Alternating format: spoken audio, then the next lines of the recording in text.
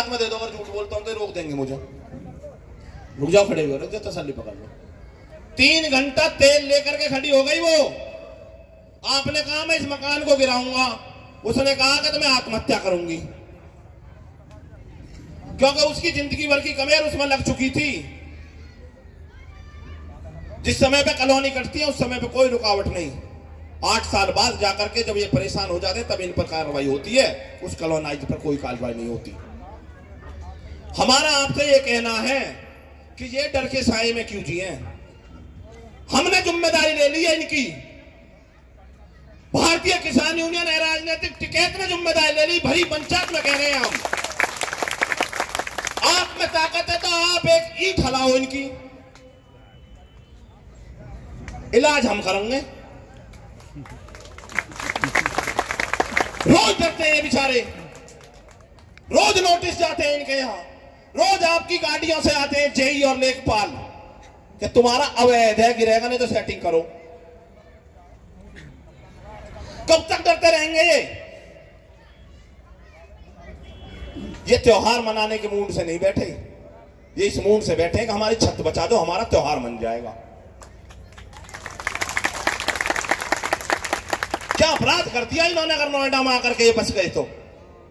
ये हो सकता है बेचारे कोई गोरखपुर से हो, ये हो सकता है कोई बलिया से हो, कोई आजमगढ़ से हो, कोई बिहार से हो, पंजाब से हो, लेकिन हमारे बीच में आ गए तो ये मेरे भाई हैं, हमारे किसान हैं, हमारे साथ बैठे हैं। और हमने ये वादा कर रखा है कि एक किसी की छत नहीं हटने देंगे, ये हमारी गारंटी है। शिफ्टिंग पॉलिसी आप नहीं आने देना चाहते, क्या दिक्कत है जी? शिफ्टिंग पॉलिसी क्यों नहीं आने देना चाहते आप? बेकरीज आप नहीं करना चाहते, क्यों नहीं करना देना चाहते जी? ने बता दो आज। ये बात आपसे पूछनी है। हमने कह दी हमारे गांव में हर कार्यकर्ता और पदाधिकारी है, आप बताओ कि भाई अवैध ये बना रहा है, हम रुकवाएंगे उसे। जहां बिल्डर्स बना रहे वहां रोको ना, हम गए तो नहीं है आपके सामने। हम कह रहे हैं किसी कॉलोनाइजर के साथ नहीं है, किसी बिल्डर्स के साथ नहीं है, लेकिन हर उस किसान और मजदूर के साथ है जिसने अपनी जिंदगी भर की कमेर एक 50 गज के प्लॉट के लिए लगा दी। तो जी माइक बताओ इनका क्या करना? इनका घर उखाड़ना है या बसाना है? आपके हाथ में लो माइक, आप ही कर रहे गए हो। पूरे नोएडा का हल्ला मच रहा। लो माइक, लो माइक दे दियो जी ने, पीछे रखा।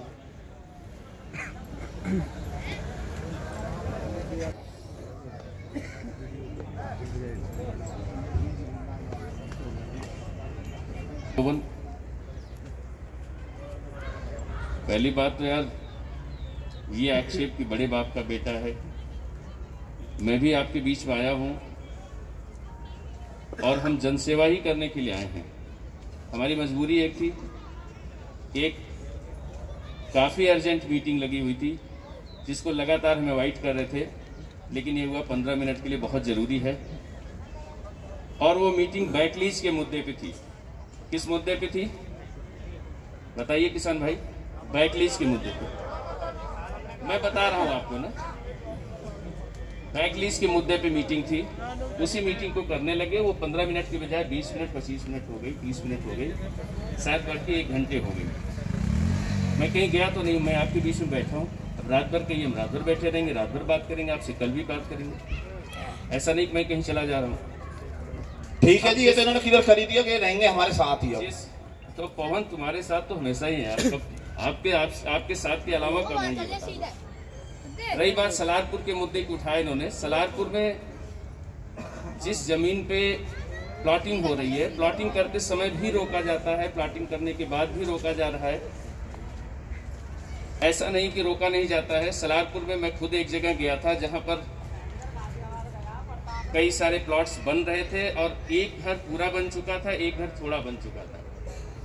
उसको रुकवाया गया, डिमोलिश करने की बात की गई, नोटिस दिया गया था। डिमोलिश करने जा रहे थे हम लोग, महिला छत पे चढ़ गई। 3 घंटे उन्होंने बताया, 3 घंटे तक हम लोग उसको नहीं डिमोलिश कर पाए, वापस आए। मैंने ही कहा उस समय लास्ट में कि जीवन से ज़्यादा मकान हमारे लिए महत्वपूर्ण नहीं है, जीवन से ज़्यादा हमारे लिए डिमोलिश करना महत्वपूर्ण नहीं है।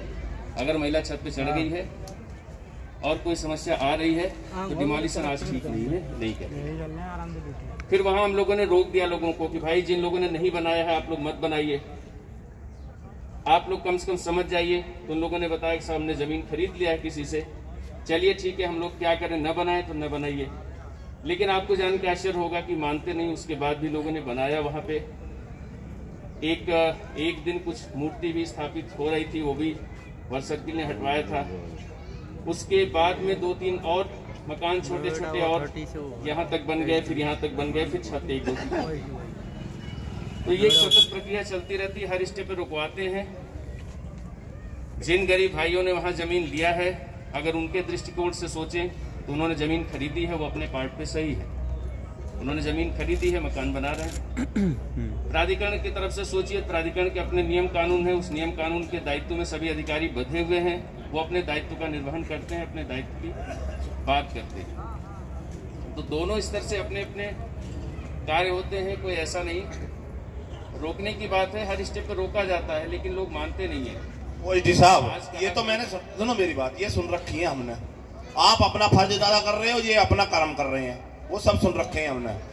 हमारा कहना ये है कि इन्हें जाकर खाना भी बनाना है। इनके बच्चे देखो छोटे छोटे यहीं पे लेट रहे हैं। या तो आप ये क्लियर करो कि जो छत बन गई है, जो मकान बन गए हैं, आपके पास सारी चीजें हैं, पुलिस प्रशासन आपके पास वो वर्क सर्किल आपके पास। आप जांच कर लो ना, जो मकान बन गए उनको आप फाइनल करो, ये मकान बन गए, इनसे हम हाथ नहीं लगाएंगे। और जो आगे बन रहे हैं वो आपके वर्क सर्किल और लेखपाल और प्रशासन की संज्ञान में बन रहे हैं, सेटिंग से बन रहे हैं। मैं कह रहा हूं इस बात को, एक ईंट नहीं लग सकती बगैर आपके वर्क सर्किल के। मैं ये नहीं कह रहा कि आप आरोप लगा रहा हूं, बगैर आपके वर्क सर्किल के, बगैर आपके लेखपालों के, बगैर सेटिंग के एक ईंट नहीं लगा सकता कोई। अगर ट्रैक्टर ट्रॉली ईंट लेके जाता है, उसे पकड़ लिया जाता है। मेरा अनुरोध इसमें यह है कि आप लिस्ट बना के हमें दे दीजिए, किस घर, कौन सा घर बना है और किसने किससे सेटिंग किया है, आपको हमें दे दीजिए। बस केवल साधारण बात करने से बात नहीं करना। नहीं सुनो, अरे सुनो भाई, आप रुक जाओ एक मिनट, आप रुक जाओ। आरोप प्रत्यारोप किसी पे करें, आप रुक जाओ। सुनो जी मेरी बात, हमारी बात मेरी सुन लो। प्रत्यारोप अलग। नहीं, रिकॉर्डेड बात करी जाए। डीसीपी साहब करो नोट। मुझसे क्या? अरे सुनो तो सही, सुन लो, रिकॉर्डेड करो बात, मुझसे क्या करो लिखित। नहीं, आपने एक बात कही है, हम आपको रिकॉर्डेड देंगे और लिखित देंगे। उसका मकान नहीं गिरेगा जिसने सेटिंग करी है, सेटिंग वाले को भी देंगे। यहाँ पे करिए, वहां पे इलाज क्या करोगे? और आपको सबको पता रहती है जी, जो आपके वर्क सर्किल के में, और इतना कितना क्लियर क्या हूं, आज जाकर उसी पे आप बताएगी कितना क्लियर क्या हूं। जो वहां के वर्क सर्किल में लगे हुए हैं, जो लेखपाल हैं, उनकी बगैर जानकारी के एक ट्रैक्टर नहीं चल सकता खेत में। आप कह रहे हो चिनाई की बात आप अंदर के दिल पर हाथ रखकर कह दो, कहां बगैर उनकी जानकारी की चिनाई होती है? कहो आप। मैं इसीलिए तो कह रहा हूं कि अगर कोई घर बनाया है और ये बता दे कि साहब मेरा घर इसलिए बना क्योंकि मेरा नहीं, जब इन्होंने कॉलोनी बन गई तो इनकी कॉलोनी रेगुलाइज क्यों नहीं मानी जा रही? इनको क्यों डर दिखाया जा रहा है, ये बताओ आप हमें। इसका निस्तारण तो उसे बताओ ना, आप उसमें क्यों उलझा रहे हो? आप हमें। मैं उलझा नहीं रहा हूँ, हम वो बताओ। आप ये बताओ कि कॉलोनी को रेगुलाइज करने की व्यवस्था है यहाँ पे क्या? हमारे खेत में बनी है, हमारे खेत में बनी है, आपका अधिकरण नहीं है। हाई कोर्ट ने अधिकरण रद्द कर दिया जी, हमको जमीन हमारी वापस मिल गई। उस जमीन पे, सुनो मेरी बात, अब उस जमीन पे हमारे मकान बने हुए हैं, और जो जमीन हमारी गलत तरीका से कुछ आपने सैमसंग को भी दे दी। कराओ जांच आप, नहीं है तो अंदर, आपको भी जानकारी है इस बात की। और फिर भी हम ये कह रहे हैं कि हमारी जमीन है, हमने मकान बना लिया, हमने आपकी में नहीं बनाया, अपनी में बनाया है, हमारी जमीन है वो। कोई आपका मुआवजे की उठी हुई जमीन पर नहीं बनाया हमने, फिर आप उसे रेगुलाइज क्यों नहीं करोगे? भाई रेगुलराइज की एक प्रक्रिया है ना, उस जमीन पे आप कॉलोनी नहीं बना सकते हैं। अगर आप और कोई चीज चाहिए तो हायर लेवल को डिसाइड होगा कि आपकी जमीन पे क्या बनाने की परमिशन है कि नहीं है। तो फिर हम कहां जाएं? हम जाएं कहां, जो बता दो। यहां से लेकर आगरा तक, डीसीपी साहब, आगरा तक, यहां से नोएडा की, दिल्ली की सीमा से लेकर, एक मिनट समझाओ जी, दिल्ली की सीमा से लेकर और आगरा तक नोटिफाइड एरिया है या नहीं है? भाटिया जी, है या ना? अगर हम कहीं भी बनाते हैं तो अवैध है या ना? जमीन मेरी, मैं अपनी पे मकान बनाता हूं, मेरी संतान होती है, मेरा परिवार बढ़ता है, मेरा गांव बढ़ता है, और अगर मैं वहां बनाऊं तो मैं अवैध, और तुमने आकर के लाला की दुकान खोल ली, तुम वैध। ये क्या तरीका है जी? मैं कह रहा हूं आपसे चैलेंजिंग कि आपकी अगर 1 इंच जमीन अधिग्रहण हुई पे, हमने मुआवजे उठी हुई पे बना रखा, तो आप बताइए, हम खाली कराएंगे, और जो हमारी है हमें हमारी दे दो। इसमें पवन अब आप ऐसा करिए ना, आप हमसे क्या आश्वासन? हम आपसे आश्वासन चाहते हैं, जो हमारी कॉलोनी बन गई, ये चाहते हैं सीधे सीधे जो हमारी कॉलोनी बन गई और हमारा मुआवजा उठा नहीं है, हमारा अधिग्रहण हाई कोर्ट से रद्द है, उस पे किसान का नाम चढ़ने के ऑर्डर हैं, उस जमीन पे जो मकान बन गए उस मकान को आप छेड़खान नहीं करोगे, कोई उस पर नोटिस जारी नहीं करोगे, ये चाहते हैं। और आगे आप ये क्लियर कर दो कि भाई ये नोटिफाइड है, हमारे बगैर जानकारी के नहीं भूलनी चाहिए, वहां पे बोर्ड लगाओ, और आप पे आदमी नहीं है तो किसान का बच्चा लगाओ नौकरी, हम ले रहे शिलारपुर का लड़का लगाओ नौकरी, कोई बना भी ले, हम देंगे आपको लड़का, सीडीओ साहब हम देंगे ना लड़का, ये लगाओ वहां, और ये बता दियो कि अगर 1 कमरा बन जाए तो हमारी गारंटी है उसमें, हम देंगे आपको बच्चा, लो लगाओ।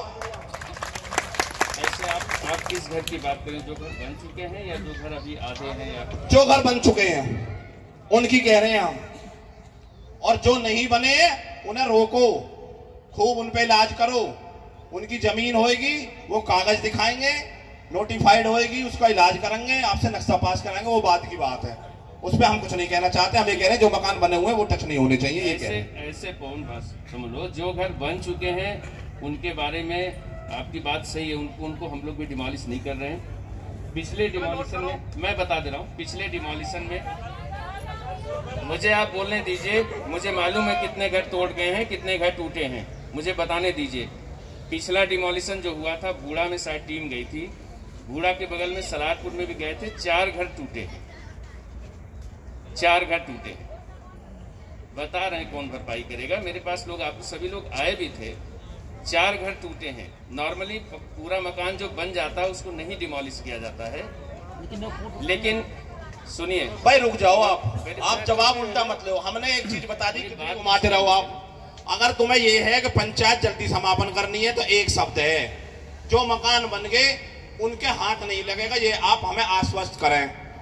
सीधी सी बात है, घुमाते रहो, पूरी रात बीत जाओ, यहीं बैठे आप भी बैठे रहो। मेरा ये कहना है, कौन आप सही कह रहे हो, जो मकान डीसीपी साहब देखिए ये देते हैं, हम अधिग्रहण नहीं किया। पवन, जो मकान बन चुके हैं, भाई सुनो, सुन लीजिए, देखिए जो मकान बन चुके हैं, या तो उस मकान का हमें सर्वे करके मिल जाए कि इतने मकान आज की डेट में बने हुए हैं, क्योंकि कभी कभी ऐसा होता है कि शाम तक कितना पहुंचा है और रात में उसकी छत डाली जा रही है, ऐसे कई मकान सलारपुर में ही देखे जा रहे हैं। कल का समय रखो, परसों का देखो। अब मेरी बात सुनो पवन, अब आपकी जिम्मेदारी है कि आप मुझे बता देना कौन कौन से मकान बन चुके हैं, तो आप मुझे बता दो कि ये मकान बन चुके हैं, उनको नहीं छोड़ेंगे। ठीक है भाई,